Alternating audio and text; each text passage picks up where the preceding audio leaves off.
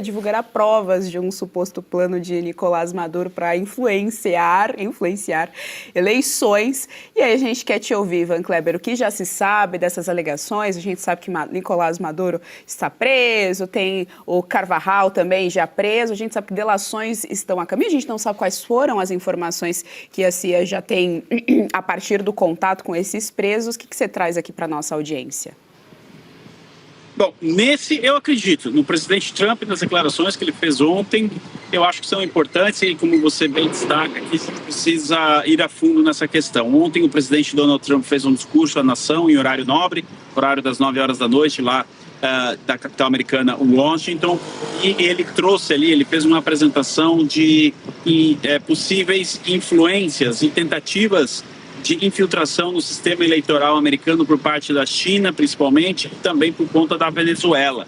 Agora, ele também apresentou, Geisiane, documentos que estavam em posse da CIA já há algum tempo, e ele retirou o sigilo desses documentos, e a gente vai falar deles agora, porque, Geisiane, como você bem disse, o Carvajal está preso na Venezuela, o Maduro, outros venezuelanos estão presos, mas principalmente o Carvajal vem vem tentando esse acordo de delação premiada com as autoridades americanas, e um dos caminhos da sua defesa foi justamente apresentar ali elementos de que o sistema Smartmatic foi criado por Hugo Chávez para permanecer no poder. O próprio Hugo El Pollo Carvajal disse que participou da elaboração desse plano, né? Bom, qual é a novidade? Ontem, esse documento apresentado pelo presidente Trump traz um exemplo, né, de 2012, Geisiane, onde teria sido elaborado um plano para Hugo Chávez vencer aquelas eleições, por aproximadamente, olha só, 1,5 milhão de votos. Só que acontece que o Chávez venceu por, olha só, 1.600.000 votos. Segundo o documento da CIA, ele teria até mesmo parabenizado as pessoas que elaboraram este plano. E qual seria o plano, Geisiane? Eles pegaram regiões da Venezuela onde o chavismo é forte, né? Onde o chavismo tem uma presença maior, um reduto do chavismo, e trabalharam em 300 estações de votação, vamos colocar assim. E nessas 300 estações de votação, então, o Chávez teria uma vitória maior, mais ampla, né, do que o esperado. Sendo assim, despistando qualquer desconfiança, esse teria sido o plano. A CIA, neste documento, então, ela traz esse exemplo e traz também que eles acreditam que o regime chavista era capaz, teria a possibilidade de manipular o resultado das eleições. Agora, o que o documento da CIA também traz é o seguinte, que as investigações deles indicam que a Venezuela não teria capacidade de influenciar eleições fora da Venezuela. É isso que o presidente Trump agora quer saber, e as investigações estão acontecendo. Então, ele revelou isso para o mundo ontem com o documento. Eu já li parte desse documento da CIA, e ele também fez uma denúncia, né, daquilo que nós chamamos de Deep State, ou Estado Profundo lá nos Estados Unidos, porque eles tinham essas informações já há algum tempo, mas isso não havia sido divulgado anteriormente. Inclusive, o governo Biden fez um acordo com o Nicolás Maduro, para que as eleições de 2024 fossem realizadas. Ali também várias denúncias de fraude. O Maduro disse que venceu aquelas eleições, só que a oposição de Maria Corina Machado estava mais bem organizada. Eles conseguiram colocar uma pessoa, Geisiane, em cada urna. Foi um verdadeiro exército ali de apoio a Maria Corina Machado. E como eles têm o voto impresso, não é? Eles conseguiram o que eles chamam de papeletas, em pelo menos 60% ou 70% das urnas. Algumas o regime não quis ceder, mas por ali deu para fazer uma amostra, e por isso que muitos países reconhecem Edmundo Gonzalez como o vencedor daquelas eleições, Geisiane. A gente precisa lembrar ainda que o período eleitoral, né, nós acompanhamos, trouxemos aqui a cobertura para toda a nossa audiência da Revista Oeste, Ivan Kleber. O Maduro, ele recorreu ao que ele tem ali de Suprema Corte, né? É importante dizer isso. Ele cutucou até o Brasil à época, disse que as eleições do Brasil também foram daquele jeito, e assim como no Brasil, foi a Suprema Corte que validou aquele período eleitoral. Lembrando aqui que toda a força militar, ou seja, o braço coercitivo da máquina estatal, está com o Maduro, com o regime, né, obedecia ao Nicolás Maduro, Ivan Kleber. Eu quero só que você dê uma pitadinha aqui em relação à USAID, porque essa é uma investigação paralela, certo? Mas a gente ainda tem a questão dessa influência da USAID na esquerda latino-americana. Isso mesmo. Só sobre o Maduro, Geisiane, que você trouxe essa informação, ele de fato recorreu à Suprema Corte, mas a Suprema Corte dele. Vocês reclamam no Brasil, mas a Venezuela tem duas Suprema Cortes, não só uma, né? Tem uma Suprema Corte do regime e a verdadeira, legítima Suprema Corte com os juízes que vivem exilados. Você imagina que tristeza deve ser um país onde os juízes precisam se exilar, né? Não preciso falar nada, temos aqui um exemplo bem próximo da gente. Bom, dito isso, Geisiane, o Maduro, ele usou, então, né, todo esse aparato para tentar se sustentar no poder e a USAID era um corpo necessário para isso. Olha, coincidência ou não, depois que a USAID foi desmantelada, Geisiane, a esquerda não venceu mais nenhuma eleição na América Latina. É impressionante como é uma coincidência muito grande, né? A USAID foi criada lá nos anos 60 pelo presidente Kennedy, como um instrumento de levar ajuda aos países pobres, ou seja, essa ajuda era recolhida nos Estados Unidos, né, e levada para esses países pobres. Ao longo dos anos, ela foi se transformando em um braço político e o Partido Democrata, principalmente, se apropriou da USAID para impor a sua agenda mundo afora. E por agenda, entendemos desde o impacto de uma influência eleitoral em determinados países, como também a sua agenda woke, até mesmo, se não me engano, tinha uma pauta lá da USAID que visava a mudança de sexo para travestis no Paquistão, por exemplo, né?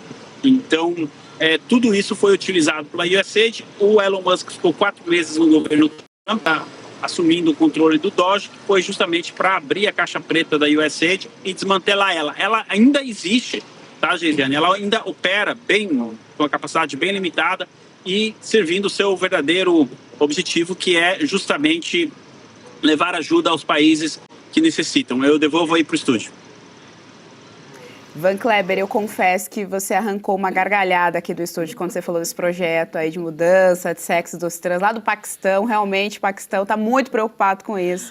Confesso que nós demos uma gargalhada aqui. Oi, Ivan, ainda sobre esse assunto, a gente vai ouvir agora o pronunciamento do Donald Trump.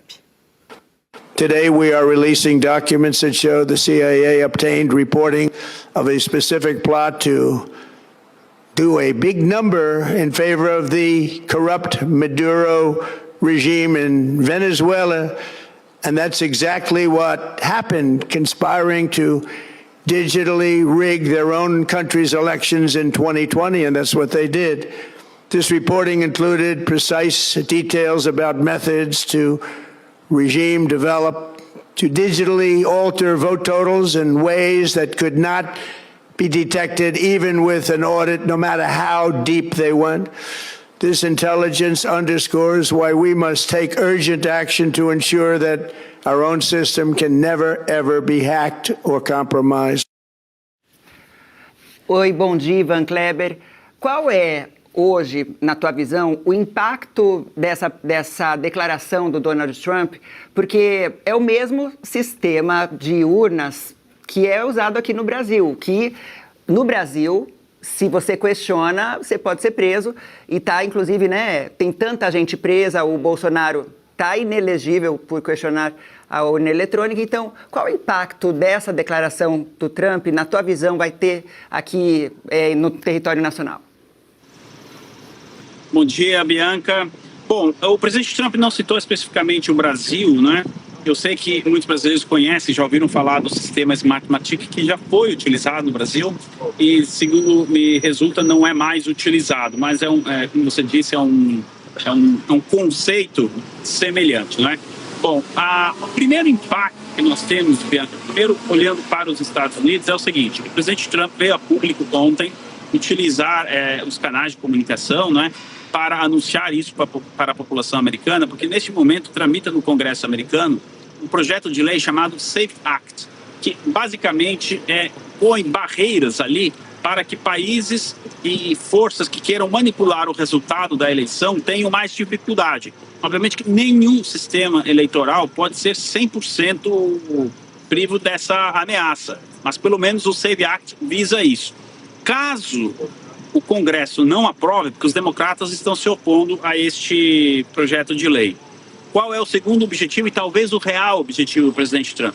Como nós sabemos, nos Estados Unidos são 50 estados, logo são 50 leis eleitorais diferentes. Cada estado pode organizar a sua lei eleitoral. E aí sim, nos estados, o presidente Trump pode conseguir avançar com o projeto de proteger as eleições. Aí essa é a mensagem que a Casa Branca vem passando, de proteger as eleições. Se ele vai conseguir ou não, a gente precisa acompanhar, mas já, mesmo estando fora do poder, diante das denúncias que ele apresentou em 2020, muitos estados, entre 2020 e 2024, mudaram as suas leis eleitorais. Inclusive um estado que ficou bem conhecido em 2020, a Geórgia, e olha só, em 2020, o presidente Biden derrotou o Trump por 11 mil votos naquele estado, e agora em 2024, o Trump derrotou a Kamala por mais de 200 mil votos.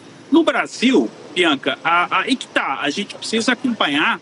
Você vai ter, por exemplo, um trabalho da oposição de buscar essas informações com as autoridades, com as agências americanas e tentar descobrir se teve ali alguma conexão, por exemplo, entre o regime do Chaves e o sistema eleitoral brasileiro. É um trabalho de formiguinha que eu acho que precisa ser feito, mas de livre, espontânea vontade, dificilmente os americanos vão fazer alguma coisa nesse momento, justamente porque estamos num período, praticamente aí às portas, né, do período eleitoral brasileiro, e existe o risco também de não dar a impressão que estão interferindo no processo eleitoral brasileiro. Agora, nada impede de que a oposição, né, busque essas informações e faça o mesmo trabalho que o presidente Trump fez, denunciando para a população brasileira caso alguma coisa seja encontrada ali, seja comprovada. Outro trabalho que poderia ser feito é tentar buscar um diálogo com as autoridades que estão acompanhando o caso do Hugo El Pollo Carvajal lá nos Estados Unidos e trazer essas informações para o Brasil. E se você pudesse ter acesso aos bastidores do Sem Filtro e conversar direto com os comentaristas e âncoras da Oeste?